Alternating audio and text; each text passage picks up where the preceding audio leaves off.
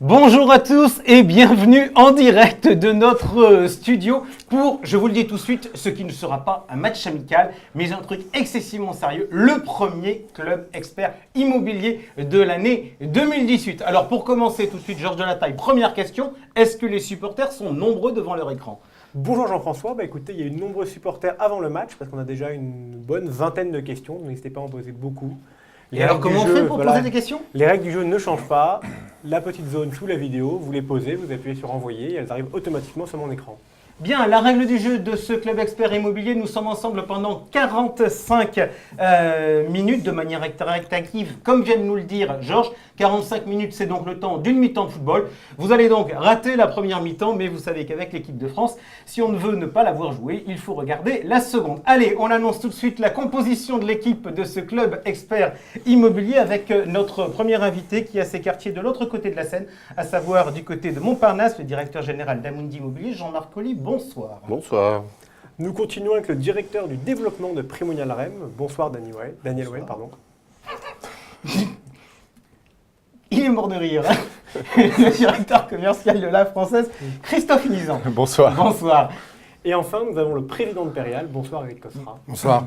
Bien, pour répondre à la question du soir, à savoir quelles opportunités dans l'immobilier aujourd'hui, je vous propose non seulement de commencer par nous intéresser à la situation économique, parce que oui, l'emplacement, c'est toujours important en immobilier, mais sans activité économique, il n'y a pas de locataire possible. Donc on parlera de l'activité économique, de la croissance économique. On s'intéressera ensuite à la situation du marché immobilier avant de conclure en essayant de regarder avec nos invités pour savoir où ils investissent aujourd'hui. Voilà, vous savez tout. On commence tout de suite avec la première partie. Jingle.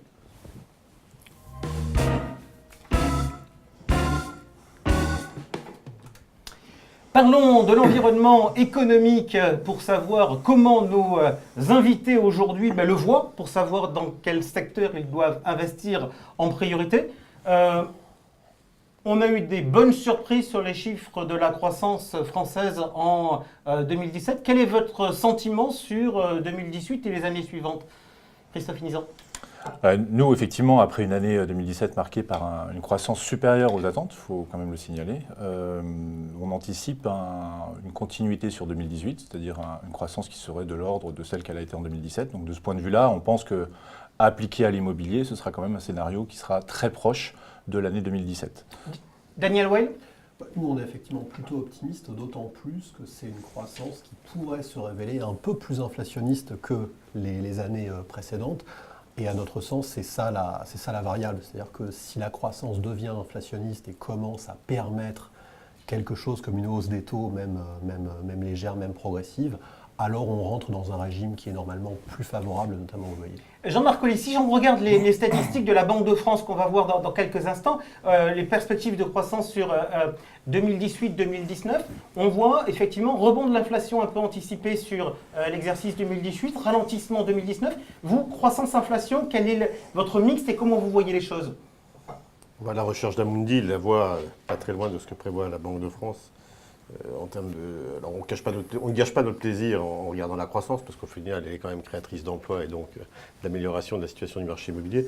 Puis on regarde avec intérêt l'inflation, puisque s'il y a un produit qui protège bien de l'inflation, c'est l'immobilier. Et là encore, lorsqu'elle apparaît, elle indexe la totalité de nos loyers et donc elle améliore aussi, au-delà de la croissance, la distribution de nos fonds. Donc un contexte plutôt favorable, mais notez quand même qu'on la prévoit pas très forte, cette croissance, et puis peut-être pas très très longue. C'est ça un peu ce qu'on entend. Alors on est loin de la déflation, mais on n'est pas non plus dans une croissance absolue et pendant des années. Donc il va falloir en profiter et puis se prémunir contre les risques de l'inflation. Eric Costra, votre sentiment, pour rebondir sur ce que vient de dire Jean-Marc Colly, c'est vrai qu'on a eu 2% en 2017, là on voit les prévisions de la Banque de France, on est systématiquement en deçà des 2%, donc on est naturellement à des niveaux nettement supérieurs aux petits pourcents qu'on avait les années précédentes, mais on ne sent pas une ultra dynamique, on va dire. Il y a quand même un retournement de conjoncture, et je pense que ça, on le voit tous, c'est important pour les propriétaires immobiliers. Il ne faut pas oublier qu'on sort d'une période où quand même la négociation nous était quand même assez défavorable et que là on voit bien qu'on a à la fois à travers l'amélioration de nos taux d'occupation, on a une forte demande de la part des entreprises, il y a quand même une confiance qui est sur le marché et dont on est bénéficiaire. Et en plus de ça, on revoit une augmentation de l'indice également.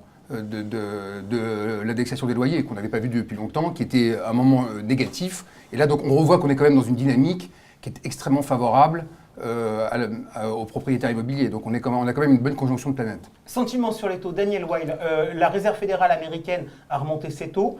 Vous dites que c'est effectivement, ça enclenche une tendance globale de remontée des taux des deux côtés de l'Atlantique? Je pense qu'il faut d'abord voir d'où on vient. C'est-à-dire on vient d'une année 2017 où c'était le risque politique qui était, je dirais, le driver d'une hausse des taux potentiels. Et là, on entre dans une phase où c'est la croissance économique et surtout l'inflation qui serait un driver de la remontée des taux. Donc c'est quand même très différent comme remontée des taux. Ensuite, ce qu'on voit, c'est qu'il y a quand même un alignement de planètes, comme disait Eric, sur les mesures qui pourraient générer un peu d'inflation, mais ça c'est la bonne hausse des taux. C'est-à-dire que clairement, sans parler de guerre commerciale, je dirais les tentatives je ne sais pas s'il faut appeler ça protectionnisme, mais en tout cas de renégociation bilatérale entre les pays jouent en faveur de l'inflation. C'est pas non plus une inflation keynésienne avec une boucle prix-salaire. Donc c'est embryonnaire, mais il ne faut pas oublier. Enfin, ce n'est pas une inflation keynésienne avec une. Ce qui a fait peur aux États-Unis, ce sont les salaires. Oui, mais la stagnation des salaires a été pendant 20 ans, les salaires ont été constants aux États-Unis. Donc là, on est clairement dans un changement de régime. Après, tout dépend évidemment de la politique, mais je pense qu'on est quand même dans un environnement qui est beaucoup plus optimiste qu'il y a un an. Pour vous, à la française, le sentiment, c'est de se dire effectivement que l'environnement au niveau des taux a profondément changé? Oui, clairement, pour rebondir sur la partie Amérique-Europe, il y a quand même quelque part un décalage. C'est-à-dire, les États-Unis ont déjà initié la hausse des taux. En Europe, probablement que ça arrivera l'année prochaine. Alors si on regarde, on a un papier d'Investir d'ailleurs qui résume la situation américaine, c'est qu'on a grosso modo confirmé 3 hausses de taux pour l'exercice 2018 et la Réserve fédérale a dit qu'il y en aurait éventuellement une de plus que prévu en 2019. Oui, nous à la française, on pense que la hausse des taux, en tous les cas en Europe, puisqu'on est quand même très exposé à l'Europe, et ici je pense que tous les acteurs sont très européens, on attend une hausse des taux en Europe l'année prochaine et on l'appelle de nos voeux quelque part, puisque finalement ce serait quand même la traduction du sujet central qui est le retour de l'inflation, qui est une nouvelle fois effectivement très porteur pour l'immobilier. Et la hausse des taux, ne l'oublions pas, est quand même la traduction opérationnelle concrète d'une reprise de l'économie qui est très très bonne pour l'immobilier une nouvelle fois. Et la tertiarisation de l'économie est quand même portée par la reprise économique. Donc la reprise économique, l'inflation, la hausse des taux est aussi favorable à l'immobilier. J'entends l'argument de la hausse des taux, côté positif sur la revalorisation des loyers. J'ai envie de vous poser la question sur le crédit, parce que vous utilisez tous un peu de crédit dans vos produits. Si les taux augmentent, est-ce que l'effet de levier va rester aussi important qu'il ne fut? Bien sûr que non. Bien sûr que non, il y aura une réduction du delta, mais c'est peut-être pas forcément, c'est peut-être positif également pour l'immobilier. Ça va peut-être un petit peu calmer les prix et calmer effectivement un espèce d'engouement sur lequel on aura une situation un peu plus saine pour pouvoir faire nos investissements. Ok, je résume grosso modo ce que vous êtes tous en train de me dire. Il y a une sorte un peu de consensus autour de la table qui consiste à dire on a une croissance économique qui est clairement bien meilleure que ce que l'on a connu les années passées. Donc ça, c'est favorable. Comme elle est inflationniste, c'est favorable aussi parce que ça va permettre de réaugmenter les loyers et ça va permettre d'avoir des taux qui remontent. Et je vais être maintenant un peu provoque. Je vous propose de regarder l'évolution des taux d'intérêt à 10 ans français au cours des 2 dernières années et demie.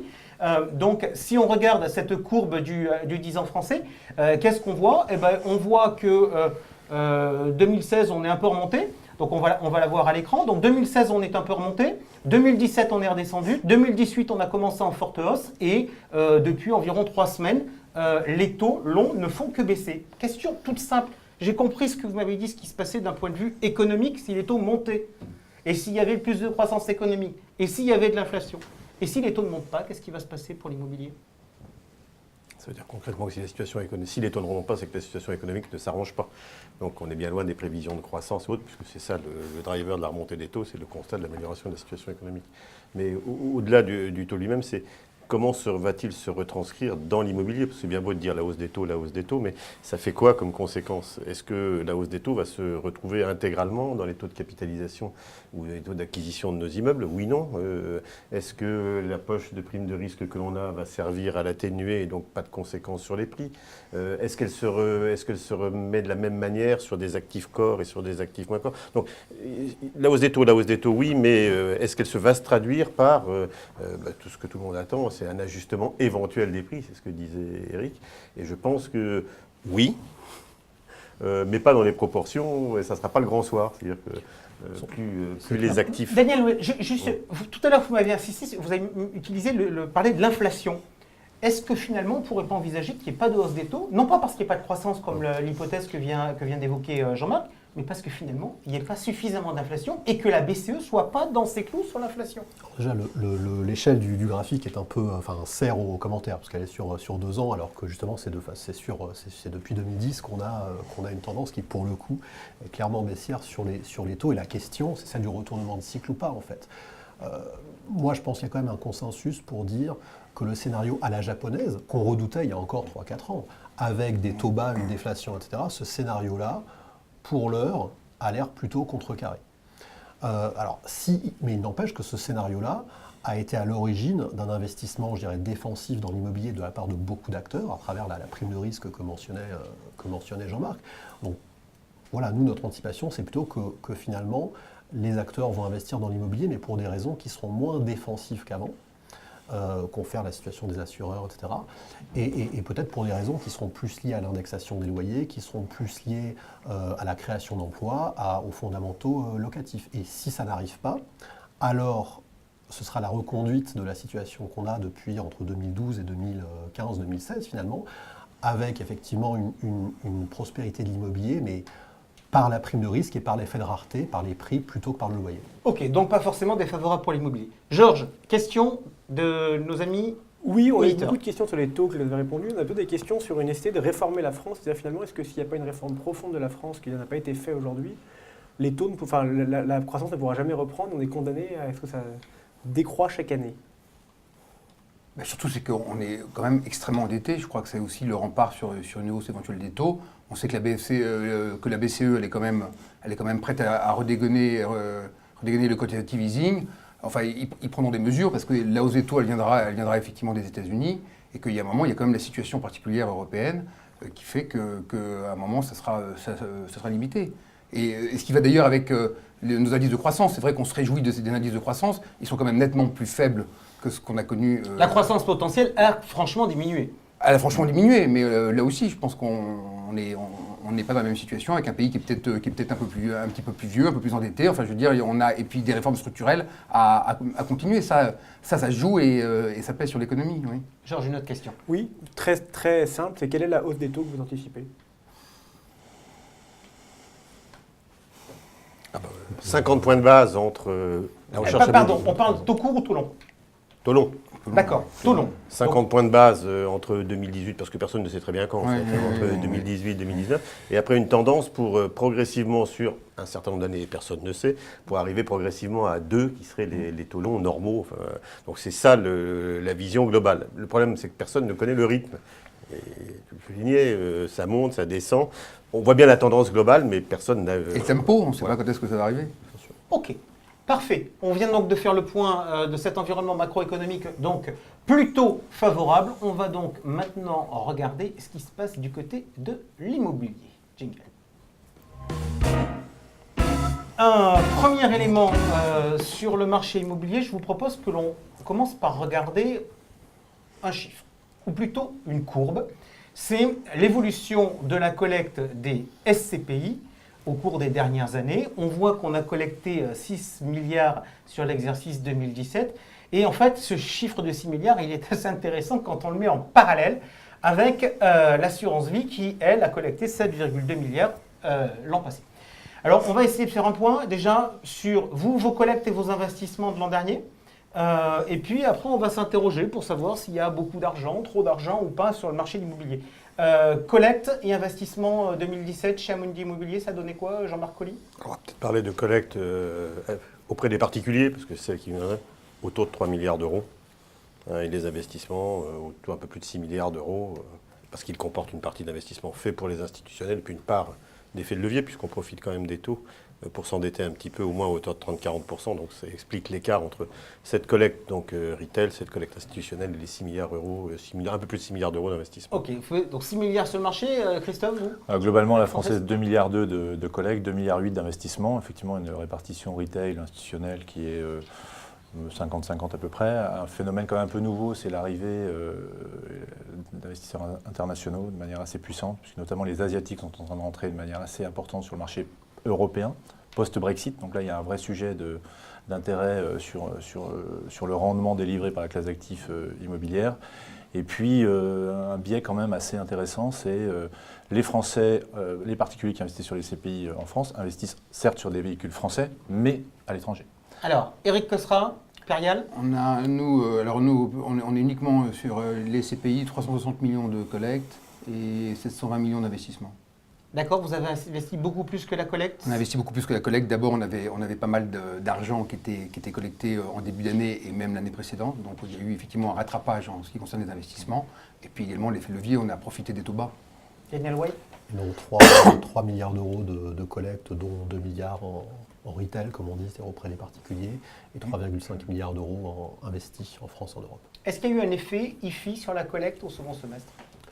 Alors, il y a eu un effet, pas tellement un effet IFI du fait d'un volume de retrait important. On n'a pas, nous, enregistré un volume de retrait important de la part de gens qui auraient été assujettis ou qui auraient anticipé d'être assujettis à l'IFI, mais plutôt, à mon avis, un effet psychologique devant, je dirais, l'accumulation de mesures plutôt répressives sur le plan fiscal pour l'immobilier. À mon avis, c'est ça qui a joué. Eric Cosra, même sentiment? Alors nous, on a eu une année très paradoxale parce qu'on a commencé l'année 2017 en restreignant la collecte, en instaurant des quotas pour pouvoir effectivement la réguler. Et en fin d'année, on a effectivement connu une certaine baisse et désaffection liée à l'IFI. Oui, effectivement, on a moins collecté dans une période qui était plus traditionnelle, qui sont les périodes de fin d'année. On a clairement moins collecté que l'année précédente. Est-ce que par rapport à ça, il y a des réflexions pour faire de l'immobilier hors IFI aujourd'hui dans les cartons chez les uns ou chez les autres?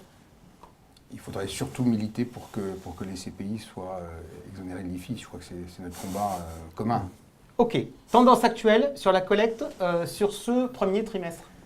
Jean-Marc. Alors nous, on a une prévision de collecte auprès des particuliers, qui est à peu près identique à celle de l'exercice précédent. Ça, c'était la prévision qui était faite au mois d'octobre-novembre. Le constat du début de l'année, c'est que c'est un tout petit peu moins fort, une vingtaine de pourcents en moins. Mais on ne sait pas très bien à quoi l'attribuer, là encore. Est-ce que c'est saisonnier? Il n'y a pas d'explication très logique. On pense aussi quand même, pour revenir à ce qui s'est passé à la fin de l'année dernière, qu'il y a peut-être aussi une interrogation quand même des Français pour dire ne sommes-nous pas dans notre bulle? Est-ce que c'est un moment d'investir sur ces produits-là? Et que c'est sur ce point-là, plus que sur l'IFI, qu'il faut qu'on les rassure. Parce qu'on a une autre capacité, dans le long terme, distribuer les rendements qui sont les rendements d'aujourd'hui. Christophe Inizan, la française, la position sur la collecte au premier trimestre? Oui, je pense qu'il n'est pas anormal qu'après une année de collecte record, parce qu'il ne faut quand même pas l'oublier, l'année dernière c'était une année de collecte record sur les CPI, le marché respire. Donc en début d'année, tout le monde reprend un peu les positions, attend les atterrissages 2017, les perspectives 2018. Et c'est vrai qu'au mois de janvier, ça a été un mois qui a été la continuité de 2017. Février, ça a été un petit peu plus calme. Et là, ça repart au mois de mars. Mais je pense que les partenaires, en tous les cas les CGP qui ont travaillé beaucoup à la française, ont regardé le marché, ont un peu entendu les asset managers partenaires pour voir quelle était leur vision du marché, ont regardé les taux, parce que les taux c'est un élément majeur pour leur appétence pour l'immobilier ou pas. Mais globalement, l'épargne immobilière reste au centre des préconisations, que ce soit en direct ou en assurance vie, quoi qu'on en dise. Alors quand on parle collecte, on parle distribution. Daniel Weil, vous avez créé une plateforme de distribution européenne? Oui, Primonial a créé une plateforme est en train de construire une plateforme de distribution au Luxembourg. Le constat, en fait, c'est qu'on anticipe que d'ici 5, 7, 10 ans, les concurrents ne sont pas les SCPI, mais des fonds pan-européens. C'est-à-dire que clairement, on le voit chez d'autres acteurs, il y a des acteurs pan-européens qui sont en train de se constituer. L'idée, c'est de prendre date et de commencer à mettre en place les fondamentaux pour anticiper ça, et puis être aussi à l'affût, comme on en parle dans les instances de place, d'évolutions réglementaires qui permettront de distribuer plus librement et plus facilement les fonds immobiliers à toutes sortes, à tous les pays d'Europe, de la zone euro en tout cas. Jean-Marc Colly, je suis distributeur français, j'ai un produit qui fonctionne plutôt pas trop mal depuis déjà de nombreuses années, c'est la SCPI. Je me dis, mais on a le sentiment qu'il y a beaucoup d'argent qui arrive, on se dit ils ont sûrement des difficultés à le placer. Est-ce que l'idée, je comprends l'idée de la profession de se dire le marché européen est un marché important, allons chercher le marché européen, est-ce que ça peut servir ou pas les investisseurs et les distributeurs français? Alors, il n'y a pas comme objectif d'augmenter le volume de ce que l'on collecte. Nous, on estime que voilà, développer une distribution à l'étranger, et on le fait déjà, hein, c'est aussi assurer une meilleure liquidité pour notre produit. Parce que bien évidemment, quand un produit, et nos produits sont bien sûr dépendants de la commercialisation pour assurer la liquidité des entrées et des sorties, un produit qui est largement distribué a plus les chances de ne pas subir l'effet d'un Brexit ou une situation économique particulière dans un pays. Donc améliorer la liquidité au travers de l'élargissement de la zone de distribution, c'est aussi un des objectifs recherchés. Et puis surtout, ne pas laisser d'autres, comme le disait Daniel, prendre notre place. Et, voilà. Et sur le niveau européen, je rappelle qu'il y a 2 pays qui sont les leaders des fonds non cotés, c'est quand même l'Allemagne et la France. Les autres sont plutôt des fonds cotés. Donc voilà, l'idée, c'est de dire qu'il faut que la gestion française, dans cette dynamique macronienne, prenne place en Europe. Du premier de cordée. Voilà, du premier de cordée. Du premier de cordée, voilà, qu'on prenne la place et qu'on y aille. Et bon, alors oui, la plateforme luxembourgeoise semble être aujourd'hui celle. D'ailleurs, c'est un problème, tiens, d'image pour la France. Hein, un produit franco-français, d'après nos études, ne se distribuerait pas en Europe. Parce que l'image française n'est pas à la hauteur de. Donc, il faut passer par le Luxembourg. Alors maintenant, passer par le Luxembourg, ça a quelques avantages, parfois fiscaux. Tout ça va être complètement refondu, la législation européenne va être complètement refondue. Donc il faut voilà, que la profession française, et on s'en préoccupe tous, hein, autant que nous sommes, fixe comme l'objectif l'internalisation de notre distribution pour nos collectes, pour notre asset management immobilier, mais aussi pour la liquidité de nos fonds. Allez, on revient en France avec vous, Éric Cosra.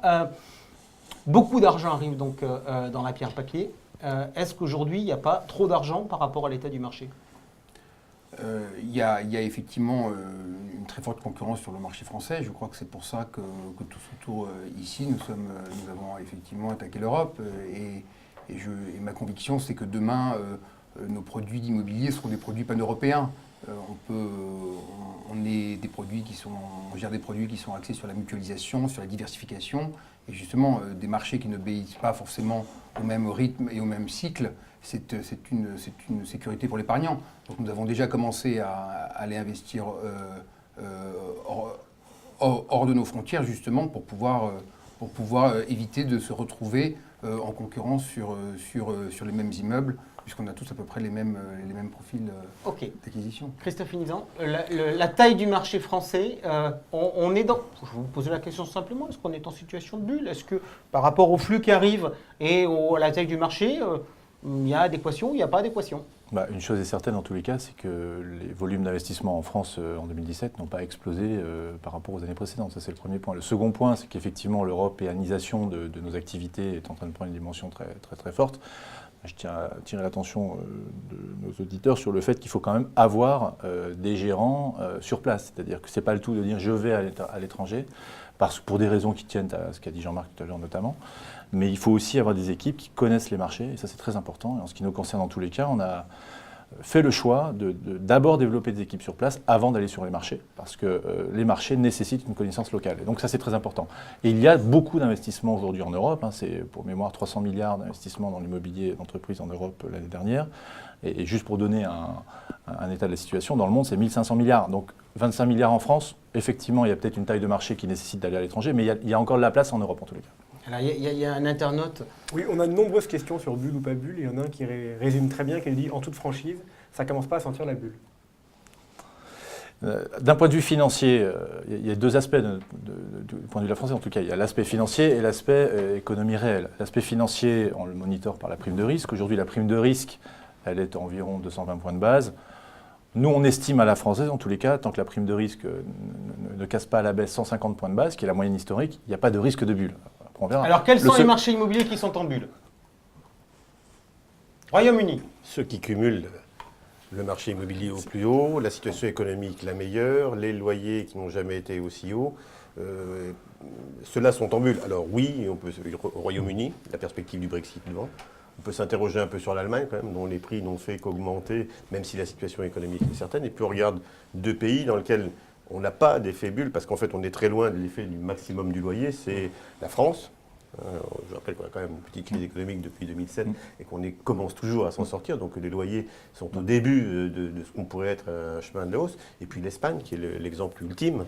Voilà, ce sont des pays dans lesquels le vrai moteur de l'immobilier, plus que la baisse des taux, qui est l'augmentation des loyers, peut venir prendre la suite de cette politique de taux pour assurer la continuité. Donc nous ne sommes pas en bulle sur cet aspect-là. En France, en Espagne, en Italie, il faut être attentif sur des pays un peu plus nordiques dans lesquels là, la conjonction des 4 éléments n'est pas la bonne. Daniel Way. Moi, je dirais qu'une bulle dépend aussi des raisons pour lesquelles les marchés sont investis. C'est-à-dire qu'une bulle, techniquement, c'est des marchés qui augmentent uniquement parce qu'on anticipe qu'ils vont augmenter et donc on cherche à cristalliser une plus-value future.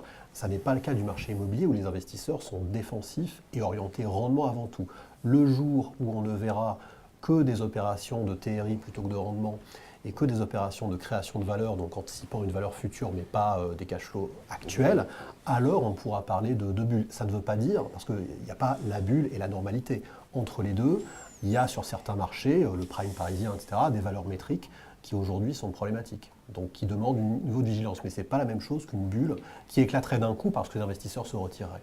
Alors, on va regarder, pour conclure cette partie, puis après, je vois qu'il y a plein de questions, donc on va prendre aussi des questions. On va regarder des chiffres, c'est les performances des SCPI en 2017. On voit des taux de rendement qui sont compris selon les SCPI entre 4 et 5%, et dans la majorité des cas, des revalorisations de parts. Question très simple, j'ai entendu le discours sur l'amélioration de la situation économique, sur le niveau des taux d'intérêt. Globalement, sur 2018, vous tablez sur quoi en termes de résultats des SCPI et en termes de distribution de revenus? Pardon, je ne vais pas vous le demander en pourcentage, parce que le pourcentage, ça ne veut rien dire, parce qu'il faut regarder le numérateur et le dénominateur, mais en espèces sonnantes et trébuchantes, c'est-à-dire en euros, on va à la baisse des distributions, maintien des distributions, ou plutôt tendance à la hausse? Jean-Marc les rigole, donc il va commencer. C'est un mauvais choix. Il y a des années qu'on distribue plus que le résultat qu'on produit. Donc, mais c'est consécutivement, bien sûr, à l'arrivée de la clôture. Alors, on le distribue parfois avec des réserves que l'on a accumulées quand tout allait bien, c'est fait pour ça. On le distribue parfois aussi la plus-value qu'on a créée en vendant des immeubles, ce qui là est plutôt une bonne chose. Donc, dans tout ce qui est publié, les 4 ou 5%, voilà, c'est aussi l'expression de ça. Donc, on a des résultats qui sont un peu plus faibles et on ne les voit pas diminuer en 2018, mais on ne les voit pas non plus beaucoup augmenter pour nous permettre de rejoindre tranquillement la distribution qu'on a. Donc, c'est ça, me semble-t-il, la réalité que l'on vit tous. Bah, en clair, nous, à la française, c'est stabilisation des résultats, en légère amélioration quand même, et même niveau de performance que 2017. Ça traduit, si je peux me permettre juste, quand même une inflexion dans le cycle. C'est-à-dire que ce que dit Jean-Marc est très juste, mais on voit bien quand même une capacité à faire passer les augmentations de loyer, et l'indexation va jouer, même si c'est encore très, très partiel. Et dans le tableau que vous avez montré tout à l'heure, on parle bien de performance absolue. La performance absolue des SCPI en 2017 est juste donc 4,30 de rendement, plus variation autour de 2%. Donc on est sur une performance absolue de 6%. Il est évident que ce rythme-là n'est pas tenable.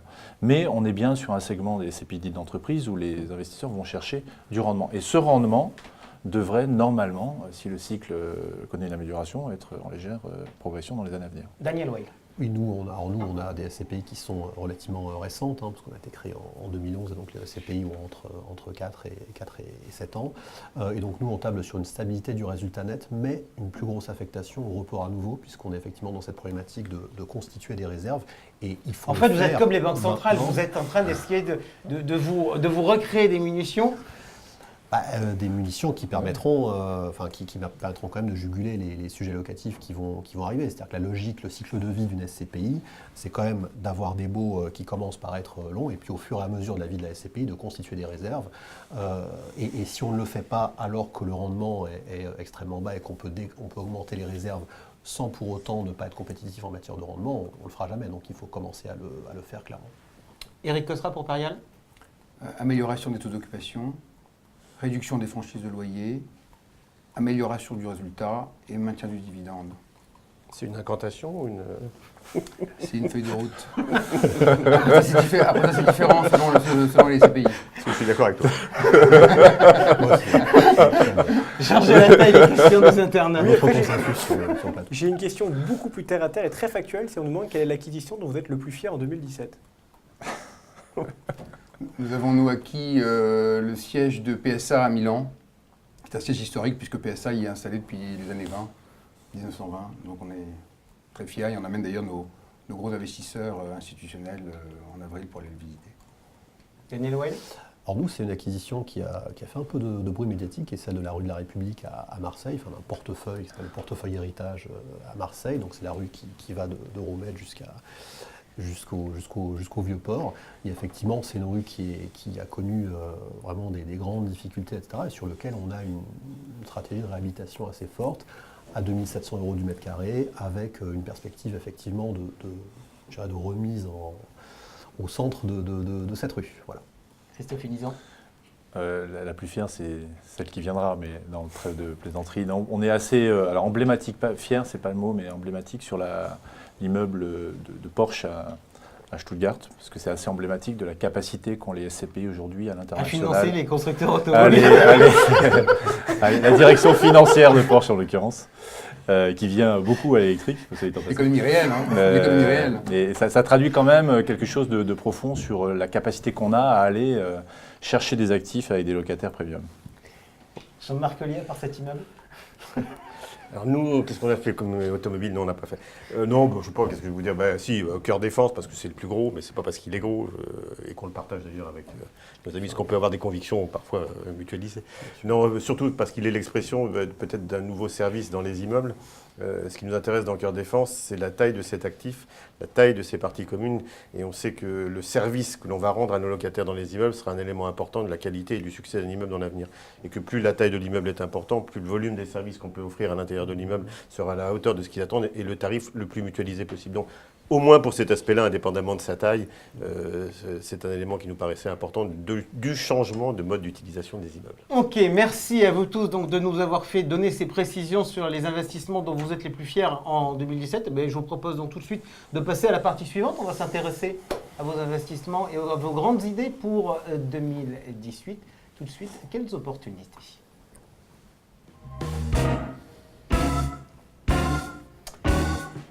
Où investir en 2018? Alors on va faire un tour de piste. Je vais commencer avec vous, Eric Costra, puisque la dernière fois qu'on s'était vu, c'était au mois de novembre. Vous nous aviez annoncé qu'il y avait des changements qui allaient se faire au niveau d'une SCPI de chez vous, qui allait changer de nom, qui allait s'appeler Grand Paris. C'est fait? C'est fait. Donc PF Grand Paris est lancé. On a plutôt effectivement un bon écho de la part des conseillers en gestion patrimoine. On a effectivement déjà bien collecté. Et nous nous inscrivons dans la dynamique du Grand Paris, qui est quand même, là, on parle au niveau monde, c'est-à-dire comment Paris peut effectivement devenir une métropole, et en tout cas rester une métropole monde, avec des plans d'aménagement du territoire qui sont extrêmement ambitieux, qui sont sur le long terme, et dans lequel nous allons nous inscrire en tant qu'investisseurs sur effectivement des zones... ce qu'on appelle les clusters au sein du Grand Paris. Ok, j'ai quand même lu la presse au mois de février, et au mois de février, il y avait Édouard Philippe qui devait nous annoncer quelques arbitrages, et il nous a pas annoncé que des... il a un peu joué le père Larrigueur, là, en train de nous dire, ouais, le timing, les budgets... La politique d'aménagement du territoire, évidemment, il va y avoir des décalages. On sait comment ça se passe, hein. On a vu la construction du périph', on a vu tous les grands travaux ont effectivement un allongement du délai. Il y a des histoires politiques, il y a des histoires budgétaires, il y a des histoires également techniques, parce que c'est quand même le Grand Paris Express, il y a quand même beaucoup de tunnels à construire. Donc évidemment, il y aura du retard, évidemment, il y aura du délai. Un tunnelier va à 12 mètres par jour. C'est ce qu'a dit le Premier ministre. Donc c'est ce que j'ai retenu, moi. On a fait en plus de ça des efforts technologiques énormes. Maintenant, c'est impressionnant. Maintenant, le Grand Paris, c'est déjà dense, c'est déjà construit, et de toute façon... voilà, donc, et notre stratégie, c'est de pouvoir effectivement se positionner, notamment sur des gares qui vont être créées, sur des lignes qui vont être développées. On doit chercher des relais de croissance, on doit sortir des immeubles banalisés et chercher des relais de croissance, et je pense que le Grand Paris en est un. Allez, Georges. Oui, j'ai une question pour vos trois confrères. On me demande, est-ce qu'il n'y a que Périal qui surfe sur le Grand Paris? Bien évidemment que les bonnes idées se partagent. Visiblement, le plan de table n'a pas été fait par hasard. Ça fait. Non, bien évidemment que c'est un sujet à la française, et plus qu'un sujet, puisque au-delà de la thématique qui est bien évidemment une thématique centrale, puisque Vous le savez, c'est l'un des plus grands projets dans le CDE d'infrastructure, hein, puisque c'est 35 milliards d'euros quand même, donc c'est un vrai sujet. C'est plus important que le Grand Londres en son temps. Est-ce que c'est pas loin quand même? C'est pas loin. Alors non, c'est pas loin pour une simple et bonne raison, c'est qu'un acteur comme la Française, typiquement, qui a répondu à des appels d'offres, a remporté un appel d'offres autour du Carrefour Pleyel que vous connaissez. Donc clairement, vous allez avoir des asset managers qui vont se positionner sur des projets. Alors, il y a les JO qui vont être un accélérateur extrêmement puissant et ça donne une deadline quand même qui est 2024, donc c'est pas très loin 2024.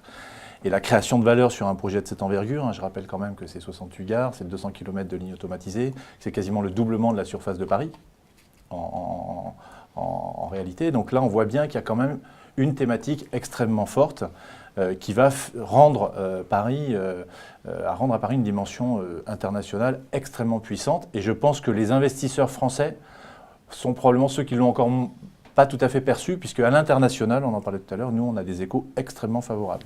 C'est-à-dire qu'on pense que dès le lancement des véhicules que nous dédierons au Grand Paris, nous aurons une appétence extrêmement forte. Donc c'est un relais aussi de croissance pour nos fonds.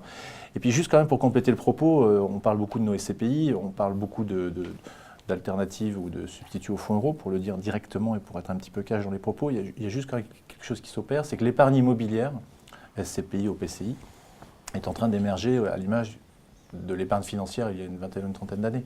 Donc on est en train de changer de dimension. Et le Grand Paris est probablement un vecteur de développement extrêmement important. En tous les cas, la Française, on va très, très vite lancer une SCPI sur cette thématique-là avant l'été. Daniel Weil, votre dada pour 2018, c'est quoi? Pour 2018, ça va être le... Alors d'abord, je tiens à dire que je suis d'accord avec les propos qui ont été tenus sur le Grand Paris. Et effectivement, pour nous, il y a une vraie opportunité, notamment sur les gares qui seront livrées en 2024. Hein, on a acquis pas loin de le quartier dont tu parlais, un immeuble sur le Carré Pleyel, au pied de la future gare du Grand Paris. En fait, tout le monde va aller là. Tout le monde va acheter avec ça. Si je comprends bien. C'est CDJO. Oui, clairement. C'est ce qui est le plus rapide. Non, parce qu'il y a 60 gares, on ne me parle que d'une seule. Donc. Alors, on y croit, mais on y croit plus en résidentiel qu'en bureau, évidemment. C'est-à-dire que je pense que le train qu'on doit prendre, c'est celui un peu de la redistribution des territoires, ce qu'on appelle la métropolisation. C'est vrai au niveau français, enfin au niveau de français hors Île-de-France. C'est vrai en Île-de-France avec justement les gares du Grand Paris qui vont quand même redistribuer un peu les choses en termes de territoire. C'est même vrai au niveau européen. Donc nous, ce à quoi on réfléchit de plus en plus et qu'on va mettre en pratique bientôt, c'est, je dirais, un prisme territorial dans l'investissement parce que c'est là qu'il y a de la valeur à créer. D'accord, mais enfin, vous êtes en train de m'annoncer un prisme territorial, vous êtes en train de me confirmer le résidentiel. Oui. Laurent Fléché nous en a déjà parlé ici. Là, c'est de dire il y a un intérêt au résidentiel. Jean-Marc Colly, vous, votre sentiment sur le résidentiel? Je peux dire un mot sur le Grand Paris? Ouais. Parce que je ne partage pas tout à fait leur avis. C'est un super projet pour la métropole. Oui, une métropole, c'est toujours efficace. Ceci étant, il n'y aura pas autant de succès qu'il y a de gares créées. Donc, visiblement, tout le monde va à la même. Il n'y aura pas autant d'habitants ni autant d'entreprises qui voudront revenir pour occuper les futurs locaux qu'on créera. Alors, on crée l'infrastructure de ce qui sera le développement de demain, mais voilà, il faut rester peut-être un peu plus raisonnable. Et encore une fois, ce n'est pas parce qu'on dit Grand Paris qu'il y aura forcément et des emplois et des actifs. Bon, ça c'est et nous, on sera plutôt, non pas des anticipateurs, mais des suiveurs. En clair, vous attendez pour... là encore, le Stade de France s'est construit, personne n'aurait été acheter un immeuble, et pourtant il y a bien les JO. Il a fallu quelques années avant que ça se développe, et je préfère être dans la deuxième vague, quand tout sera bien stabilisé, quand les quartiers seront vraiment fréquentables, quand on pourra y habiter, quand il y aura des écoles, enfin toute l'infrastructure qu'il faut autour, et pas seulement une gare qui sera posée au milieu d'un quartier. Donc c'est une superbe idée, c'est une super projet d'infrastructure, voilà, mais est-ce que c'est bien notre métier, nous en SCPI, d'être des anticipateurs, donc des gens qui prennent des risques, ou est-ce qu'on doit être plutôt des suiveurs pour assurer ce que souhaitent nos clients, c'est de la sécurité, de la régularité. C'est peut-être ça, et qu'il y a beaucoup d'autres choses à faire dans le reste de l'Europe que de faire des paris. Est-ce qu'il faut être un anticipateur sur le thème du résidentiel? Les institutionnels l'ont abandonné il y a de cela quelques années. Est-ce que aujourd'hui, sans avantage fiscal, ça vaut le coup d'y retourner?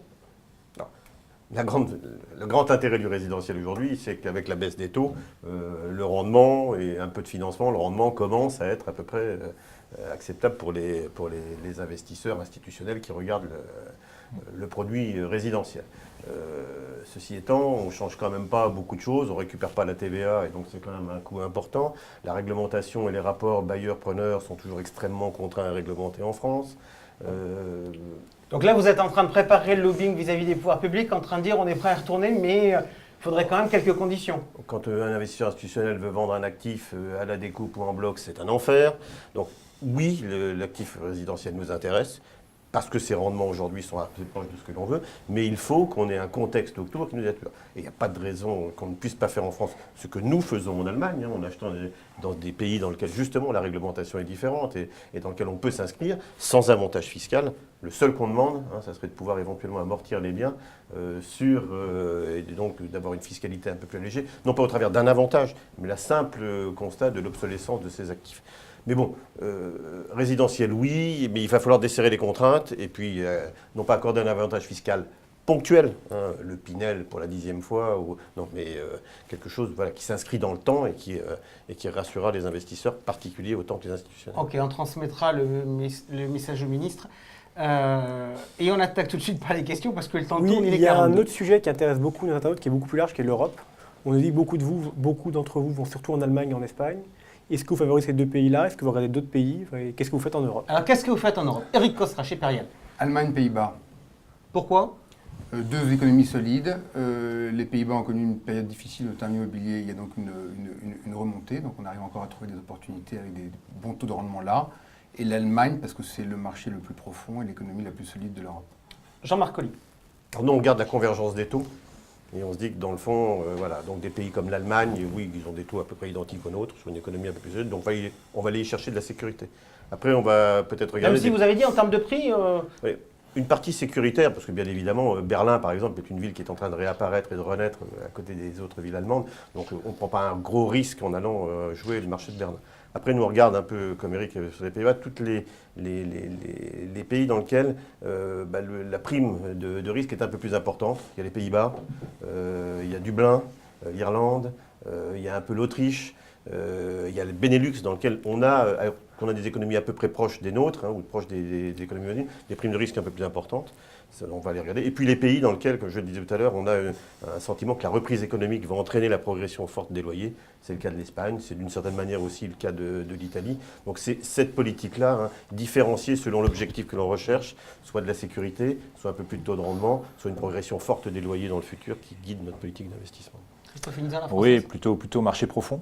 Donc en ce qui nous concerne, pour le moment, en tous les cas, pas l'Espagne, et puis surtout des métropoles avant des pays. C'est-à-dire qu'on investit davantage sur les grandes métropoles allemandes, Berlin, Stuttgart, où on voit quand même un puissant développement. Vous avez des villes comme Stuttgart où le taux de vacances il est proche de 2, donc proche de Paris intramuros, donc il y a quand même un soutien très fort. Dublin, effectivement, pour profiter du Brexit. Amsterdam, Bruxelles, mais plutôt des pays corps. Nous, on a une approche plutôt fond de portefeuille de la SCPI. La SCPI en tant que telle est un véhicule qui n'est pas, aux yeux de l'investisseur, un support risqué, donc il n'y a aucune raison d'aller prendre des risques dans les sous-jacents, de notre point de vue. Daniel Way. Oui, on a fait des opérations ponctuelles en Italie et en Espagne, mais il ne faut pas se tromper sur les proportions. En termes de profondeur de marché, l'Allemagne est 2 fois plus profonde que la France. Et après la France, on est très très en dessous en termes de marché locatif. Le marché locatif d'une ville comme Milan, le plus important en Italie, est équivalent à celui d'une ville comme Lyon. Donc on est tout de suite dans une catégorie différente. Nous, on anticipe. Bureau ou pas bureau? Alors justement, nous, on a des convictions, notamment, comme vous le savez, sur la santé, notamment en Allemagne. C'est-à-dire qu'on pense que l'immobilier de santé en Allemagne, par exemple, est une thématique qui est vraiment attractive et où il faut aller aujourd'hui. Et on a d'autres qui sont allés où il faut aller aujourd'hui, avant qu'il y ait la même compression des taux que ce qu'on a anticipé en France. On parle d'un pays où il y a clairement un manque de lits. On parle d'un pays où la branche dépendance de la sécurité sociale est excédentaire. Donc là, par exemple, du fait du pays, mais du fait de la thématique aussi, on a une opportunité. Bien, je regarde ma montre et il est exactement 18h45. Une mi-temps dure 45 minutes. On va donc se quitter dans quelques instants. Georges, un mot? Enfin, on se quitte pour mieux se retrouver. Donc c'est la prochaine fois. Exactement, nous nous retrouvons avec Vie+. Je ne connais pas encore la date, il y a un petit conflit de calendrier, mais on vous l'annoncera très vite. Voilà, en tout cas, merci à vous tous d'avoir regardé cette mi-temps. J'espère que vous avez aimé le beau jeu. Et puis on vous retrouvera donc tous pour le prochain Club Expert Immobilier. Merci à vous tous et à bientôt. Ciao. Merci à vous.